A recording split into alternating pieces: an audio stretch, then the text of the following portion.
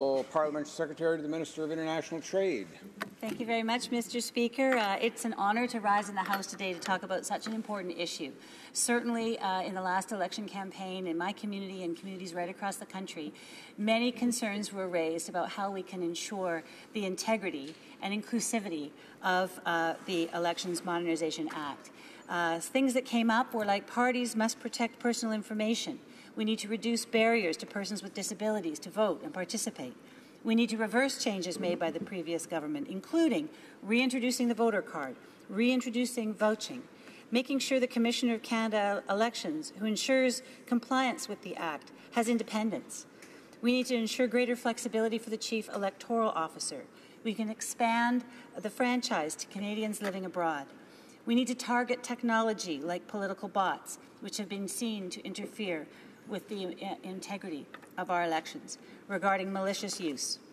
I rise today to focus a little bit more on the important opportunity we have to address spending by political parties and other entities before the writ period. With the implementation of fixed-date elections, political parties and third parties may use the time before an election period to spend money without limit. The Prime Minister gave the Minister of Democratic Institutions a mandate to review the limits on the amounts political parties and third parties can spend during elections and to propose measures to ensure that spending between elections is subject to reasonable limits as well. Since the introduction of fixed election dates in 2007, the Canada Elections Act has stipulated that an election should be held on the third Monday of October in the fourth year following the previous general election. In the interest of fairness and transparency, and in keeping with the fact of fixed election dates, this bill defines a pre-election period for federal elections as beginning on June 30th of the fixed election year. This anticipates that the House will have risen so that there will be no interference with a parliamentary session. Defining the pre-election period from the end of June provides a window of 2 to 2.5 months before the mid-October election in which partisan spending would be regulated. New pre-election spending rules will affect registered political parties and third parties. However, it's the latter group I would like to raise in the House today.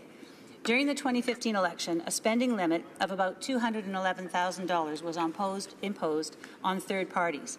Only 19 of over 100 third-party contributors spent over $100,000. 13 of these were unions. The median spending by third parties was about $8,500. So new spending limits for both pre-election and election periods will therefore not directly affect most third parties, but are essential to prevent those with deep pockets from potentially exerting undue influence. Under this bill, for the first time, all partisan activities by third parties, like rallies, phone campaigns, and door-to-door canvassing that support or oppose a political actor, will be included in the spending limits. For this reason, the limits for third parties will be increased to approximately $500,000 for the election period in 2019, with no more than $4,000 permitted to be spent on a single electoral district. For the pre-election period, the bill would set a spending limit for third-party partisan advertising, partisan activities, and election surveys. The limit for the upcoming election in 2019 would be $1 million, with no more than $10,000 spent on a single electoral district. Since the pre-election period could be twice the length of the election period, the limits need to be higher. I'd like to make it clear that in the bill we're distinguishing between partisan and issue advertising. Partisan advertising and activities are those that directly support or oppose a political party or candidate in an election. Issue advertising and activities, on the other hand, encompasses a broad range of issues on which third-party organizations advocate as part of their regular business, and of course is very welcome. Provided they do not mention a party or a candidate, these would not be regulated in the pre-election period. Third parties that spend $500 or more on partisan advertising or activities during the pre-election period would need to register with Elections Canada. This is already the case during the election period. Third parties that have spent more than $10,000 or have received contributions for partisan purposes over $10,000 will be required to report on their contribution and expenses upon registration and again on September 15th on the contributions received and the expenses incurred in the pre-election period. It's exciting to think about the transparency of all of this and the help in investigation of potential allegations of the use of foreign funds. However, the $10,000 threshold will limit the administrative burden to larger third parties that are receiving and spending a significant amount of money to influence an election. Third parties are currently prohibited from using foreign funds on election advertising. This prohibition would be expanded to forbid foreign funding during the pre-writ period for partisan advertising, other partisan activities, and election surveys. During both the pre-writ and election periods, taglines on advertisements would need to identify the third-party sponsor, as is required for a political party.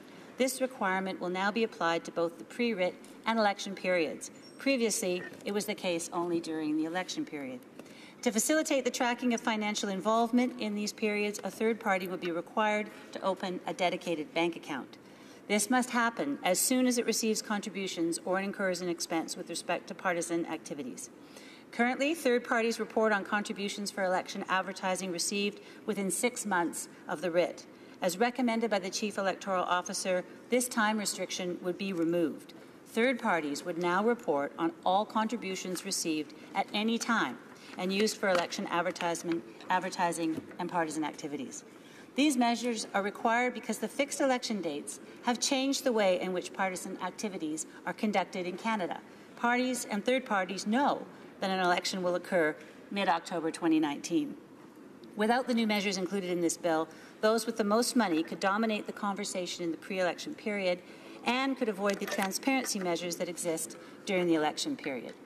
This bill will rectify the situation, maintain a level playing field, and ensure transparency in political financing in Canada.